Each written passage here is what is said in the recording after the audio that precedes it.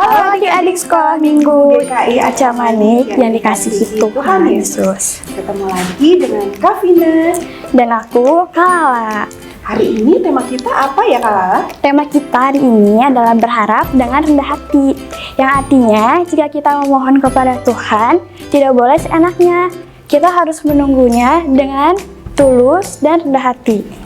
Nah adik-adik, sebelum kita mulai ibadah kita, yuk kita buka dalam doa. Mari kita berdoa. Bapa di dalam kerajaan surga, terima kasih Tuhan untuk kasih kebaikan Tuhan hingga pada hari ini kami boleh beribadah memuji Tuhan penuh dengan sukacita. Biarlah ya Tuhan ibadah kami ini bisa berjalan dengan baik dan seturut dengan kehendak Tuhan. Di dalam nama Tuhan Yesus Kristus kami berdoa. Amin. Yuk kita naikkan pujian syukur kita dengan menyanyikan Jadilah Tuhan Kehendak-Mu.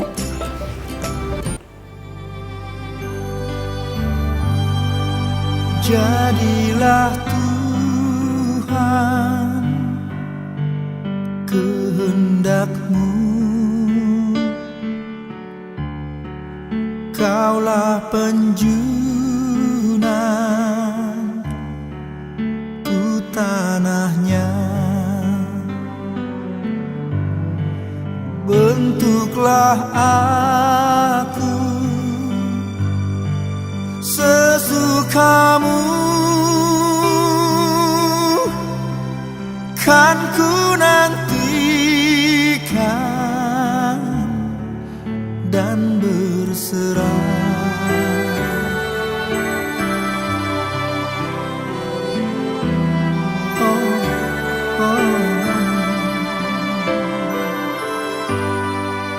Jadilah Tuhan kehendak-Mu, pilihlah aku dan ujilah, sucikan hati pikiranku, dan di depan-Mu ku menyembah.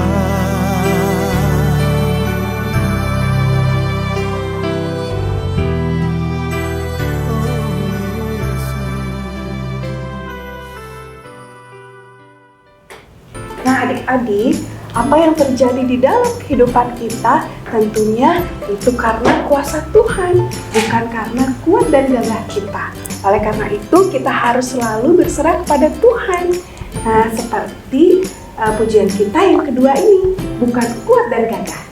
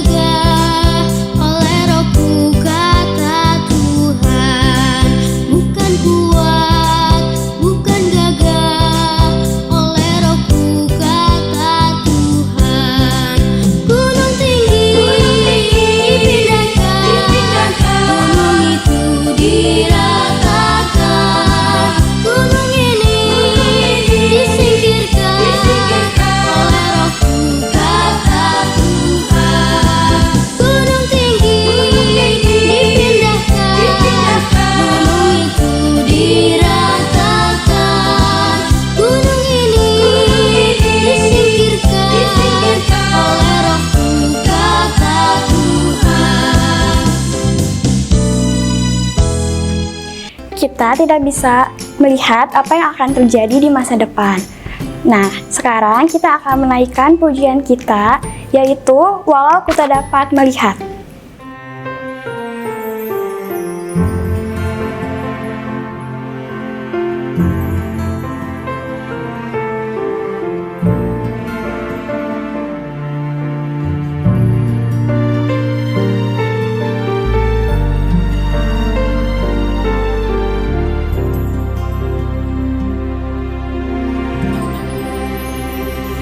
Ku sadar tak semua dapat aku miliki di dalam hidupku, hatiku percaya rancanganmu bagiku adalah yang terbaik. Walau ku tak dapat melihat semua rencanamu, Tuhan, namun hatiku tetap memandang padamu. Kau tuntun langkahku. Walau ku tak dapat berharap atas kenyataan hidupku, namun hatiku tetap memandang padamu. Kau ada untukku. Walau ku tak dapat melihat semua rencanamu, Tuhan, namun hatiku tetap memandang padamu. Kau tuntun langkahku. Walau ku tak dapat berharap atas kenyataan hidupku, namun hatiku tetap memandang padamu. Kau ada untukku.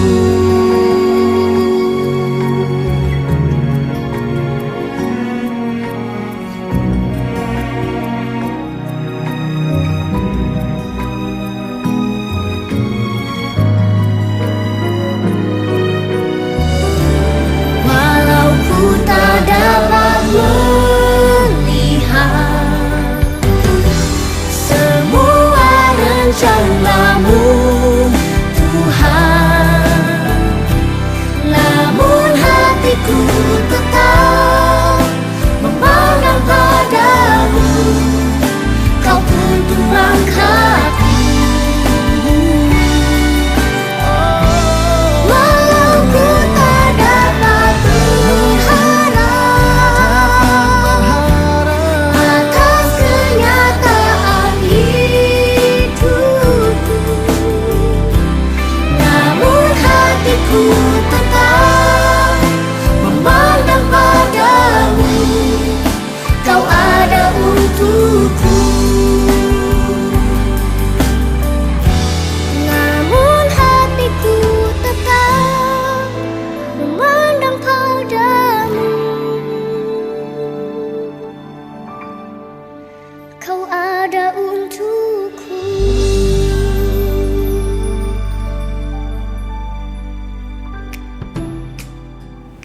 Nah, adik-adik, sekarang tiba saatnya kita mau mendengarkan cerita firman Tuhan yang akan dibawakan oleh Kak Marni. Sekarang adik-adik siapkan hati, siapkan juga Alkitab dan alat tulisnya. Yuk, kita sama-sama mendengarkan.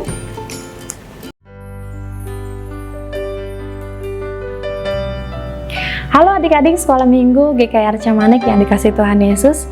Tiba saatnya nih kita akan mendengarkan cerita firman Tuhan. Adik-adik tentu sudah mempersiapkan buku catatan dan alat tulis ya. Nah, tetapi kita harus mempersiapkan hati kita terlebih dahulu dengan berdoa. Mari kita berdoa. Bapa yang penuh kasih, kami mengucap syukur Tuhan untuk ibadah yang boleh berlangsung Bapa, di mana kami anak-anak-Mu memiliki kerinduan untuk mendengarkan cerita firman Tuhan. Biar kiranya Tuhan apa yang akan disampaikan boleh menjadi kekuatan buat mereka. Kau berkati dan biar Roh Kudus memimpin kami. Kau berkati hamba-Mu yang akan menyampaikan cerita firman Tuhan dan adik-adik yang ada di rumah untuk boleh mengerti pesan apa nih akan sampaikan Tuhan melalui cerita firman Tuhan yang akan kami dengarkan saat ini. Pimpin kami Tuhan, berbicaralah, kami siap untuk mendengarkan. Di dalam nama Tuhan Yesus kami berdoa. Amin.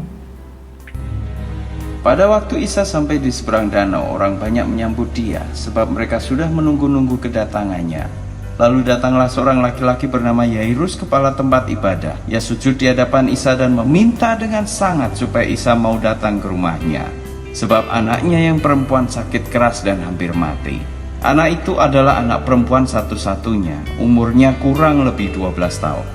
Dalam perjalanan menuju ke rumah Yairus, Isa dikerumuni oleh banyak sekali orang yang berdesak-desakan. Di antara orang banyak itu ada seorang perempuan yang sudah 12 tahun menderita sakit pendarahan. Ia sudah menghabiskan biaya dan semua hartanya untuk berobat ke tabib-tabib, tapi tidak seorang pun dapat menyembuhkan penyakitnya. Didekatinya Isa dari arah belakang, lalu disentuhnyalah jumbai jubahnya, dan saat itu juga pendarahannya berhenti. Sabda Isa, "Siapakah yang menyentuh jubahku?" Ketika tidak seorang pun mengaku, Petrus berkata, "Ya junjungan, bukankah orang banyak ini berdesak-desakan mengerumuni engkau?" Sabda Isa, "Ada orang yang telah menyentuh aku, sebab aku merasa ada kekuatan yang keluar dari diriku." Perempuan itu melihat bahwa apa yang dilakukannya tidak dapat disembunyikan. Jadi dengan gemetar ia maju dan sujud di hadapannya. Lalu di depan semua orang yang ada dia menceritakan kepada Isa mengapa ia menyentuh jubahnya dan bagaimana ia menjadi sembuh saat itu juga. Sabda Isa kepadanya, "Hai anakku, imanmu sudah mendatangkan kesembuhan bagimu. Pulanglah dengan sejahtera." Sementara Isa berbicara, datanglah orang-orang suruhan dari keluarga kepala tempat ibadah itu. Mereka berkata, "Anakmu sudah meninggal, tidak usah lagi menyusahkan guru." Perkataan itu didengar oleh Isa. Lalu sabdanya kepada kepala tempat ibadah itu, "Jangan takut, percayalah, anakmu akan sembuh." Setelah tiba di rumah Yairus, Isa tidak mengizinkan orang-orang masuk bersamanya kecuali Petrus, Yahya, Yakub, dan ayah ibu dari anak itu. Semua orang menangis dan meratapi anak itu. Tetapi Isa bersabda kepada mereka, "Jangan meratapinya, anak ini tidak mati, tetapi tidur." Mereka mentertawakannya karena mereka tahu anak itu sudah meninggal. Kemudian ia memegang tangan anak itu dan bersabda, "Hai anak, bangunlah." Maka kembalilah nyawa anak itu dan pada saat itu juga ia bangun. Isa menyuruh mereka memberi makan kepadanya. Ayah dan ibu anak itu heran, tapi Isa bersabda, "Jangan beritahukan hal ini kepada siapapun." Nah adik-adik, melalui cerita yang tadi, Bapak Yairus ini adalah kepala rumah ibadat. Melalui jabatannya, orang yang memiliki jabatan di dalam rumah beribadat itu terlihat kesalehannya. Dan menurut keyakinan mereka, orang saleh itu pasti jauh dari penderitaan. Berbeda dengan yang dialami Bapak Yairus. Dia memiliki seorang anak perempuan yang sakit parah dan mungkin sudah banyak hal dan cara yang dilakukan Bapak Yairus untuk menyembuhkan anak perempuannya ini. Tetapi tidak juga kunjung sembuh. Nah, ketika dia mendengar kabar nih bahwa Tuhan Yesus akan datang, dia berlari, dia mencari dan menemui Tuhan Yesus, lalu dia tersungkur dan memohon supaya Tuhan Yesus datang ke rumahnya. Nah, saat itu Tuhan Yesus itu sudah mulai dikenal banyak orang dan bahkan dianggap sebagai lawan oleh kalangan pemimpin agama. Tetapi menariknya, Yairus ini menjadi bagian atau perwakilan dari agama Yahudi di kotanya karena dia adalah pemimpin agama Yahudi, tetapi justru malah datang kepada Tuhan dan sujud tersungkur menyembah Tuhan Yesus. Nah, setelah itu tibalah terdengar salah seorang datang menghampiri Yairus membawa kabar bahwa ternyata anak perempuannya itu sudah mati. Tetapi Yesus mendengar kabar itu dan dia berkata kepada Yairus, "Jangan takut, percaya saja karena anak perempuan itu tidur." Dan di sini iman Bapak Yairus ini diuji adik-adik. Dia tetap memiliki iman yang teguh dan keyakinan bahwa Tuhan Yesus mampu menyembuhkan anak perempuan itu. Setibanya Tuhan Yesus di rumah Yairus, Yesus melihat banyak orang menangis. Dan dia berkata, "Jangan menangis, karena anak perempuan itu tidur." Tetapi apa yang terjadi adik-adik? Tuhan Yesus malah dicemooh, ditertawakan karena perkataan Tuhan Yesus itu. Di sini terlihat bahwa ternyata masih banyak orang saat itu meragukan kuasa Tuhan. Dan ketika itu Tuhan Yesus datang menghampiri anak itu dan memegang tangannya dan dia berseru, katanya, "Hai anak, bangunlah." Dan seketika itu anak itu bangkit berdiri dan dia bangun. Nah, Tuhan Yesus kemudian menyuruh mereka untuk memberi anak perempuan ini makan. Mereka takjub adik-adik. Ada yang orang-orang yang ada di dalam ruangan itu, Petrus, Yakobus, dan Yohanes serta kedua orang tuanya takjub apa yang sedang terjadi saat itu, melihat kuasa Tuhan yang sedang nyata saat itu. Tetapi menariknya Tuhan Yesus berkata kepada mereka untuk jangan memberitahukan siapapun akan apa yang mereka lihat saat itu. Nah, di kisah yang lain adik-adik diceritakan bahwa ada seorang perempuan yang sudah 12 tahun menderita sakit pendarahan. Adik-adik bisa bayangkan sakit pendarahan tentu bukan sakit yang mudah ya. Adik-adik saat itu perempuan ini tentu dijauhi, dicemooh, tidak ada yang berani menghampiri perempuan itu. Dan kita bisa bayangkan banyak cara yang sudah dilakukan perempuan itu untuk bisa sembuh dari sakit pendarahannya. Tetapi apa yang terjadi?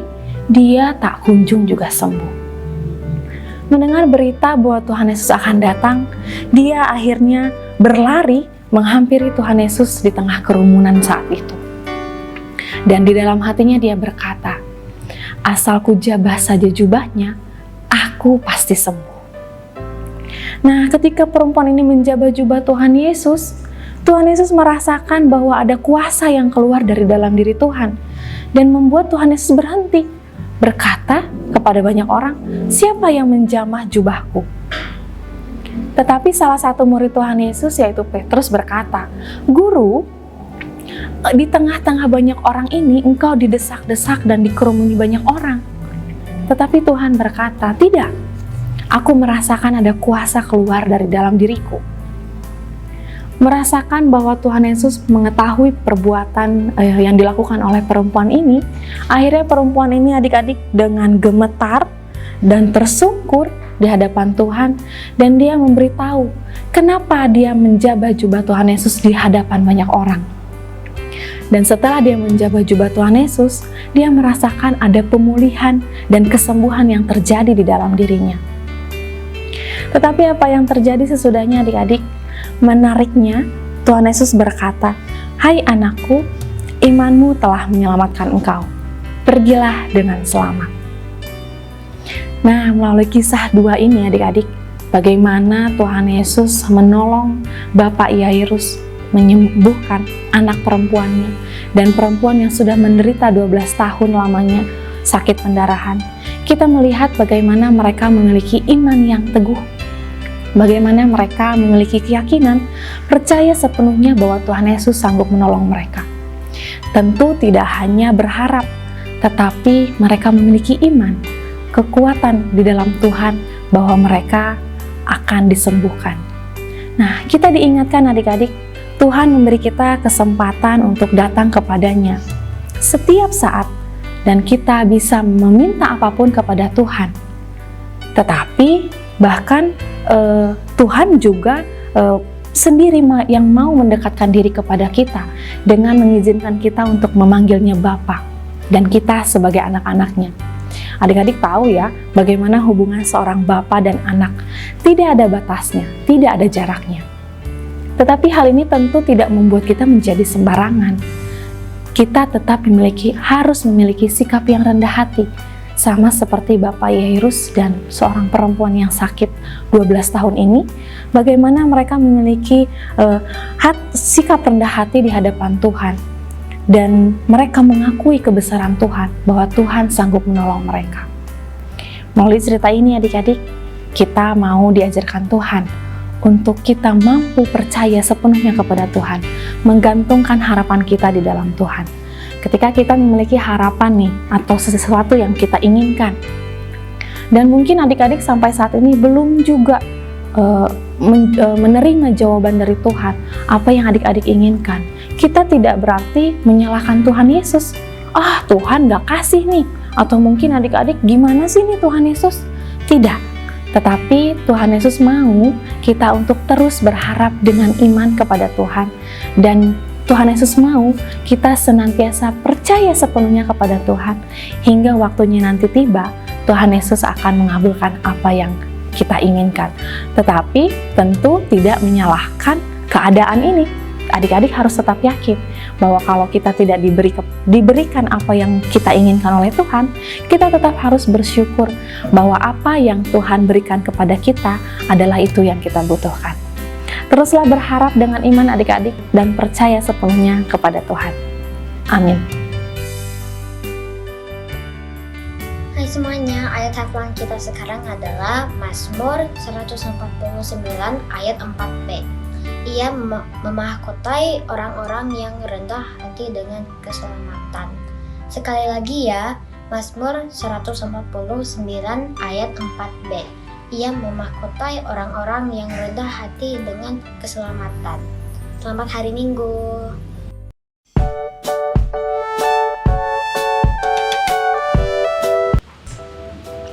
Halo adik-adik Sekolah Minggu GKI Arcamani.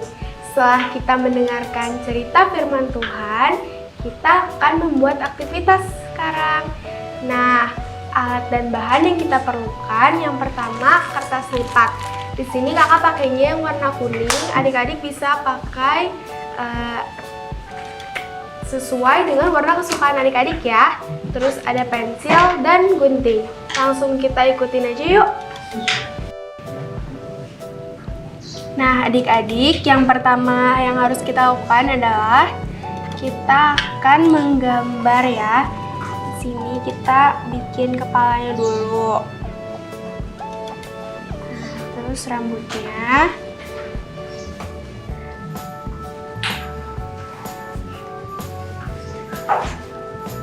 Kita bikin lehernya, bajunya.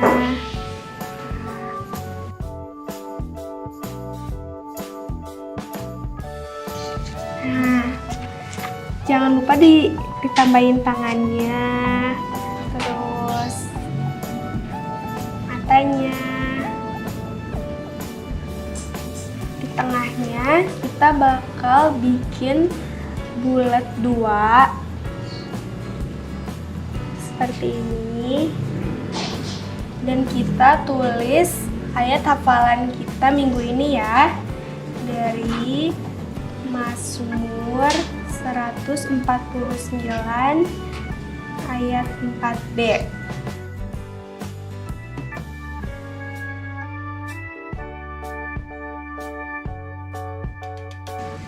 Nah, setelah sudah jadi, kita akan gunting ya adik-adik.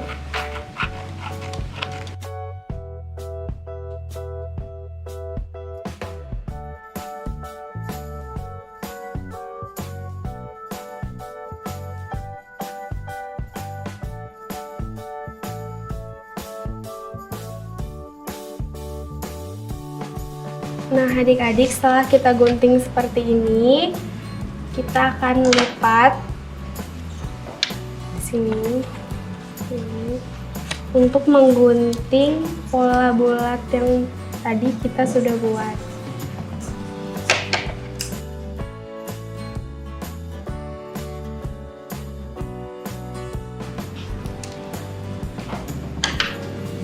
Nah, sudah jadi nih adik-adik. Kita harus mau meneladani Yairus, meskipun dia orang terpandang, punya jabatan yang tinggi di masyarakat, dia mau tidak sombong dan so mengatur Yesus. Bahkan dia mau merendahkan dirinya, sujud tersungkur di hadapan Yesus. Seperti ini. Nah, adik-adik bisa mencoba di rumahnya ya. Selamat mencoba. Adik-adik, ibadah kita sudah hampir selesai, tetapi mari kita tutup ibadah kita di dalam doa. Mari kita berdoa. Bapa yang bertahta di dalam kerajaan surga, terima kasih Tuhan, kami anak-anak-Mu boleh diingatkan bagaimana kami berharap dengan iman yang teguh bahwa Tuhan Yesus sanggup menolong kami. Biarlah apa yang sudah kami dengar Tuhan menjadi kekuatan buat kami, dan kami diingatkan untuk kami boleh percaya sepenuhnya kepada Tuhan dan berharap hanya kepada Tuhan. Terima kasih Tuhan untuk ibadah yang boleh berlangsung. Biarlah Tuhan adik-adik Engkau sertai senantiasa di dalam kehidupan mereka, di dalam tumbuh kembangnya mereka, baik di dalam belajar mengajar di rumah atau mungkin ada yang sudah belajar onsite Tuhan. Tapi kami yakin dan percaya bahwa adik-adik akan terpelihara di dalam Tuhan. Terima kasih Bapa, biar Kau sekiranya senantiasa memimpin dan kami juga mau menyerahkan kehidupan kami sepenuhnya ke dalam tangan Tuhan. Di dalam nama Tuhan Yesus kami berdoa. Amin. Adik-adik, ibadah kita hari ini telah selesai.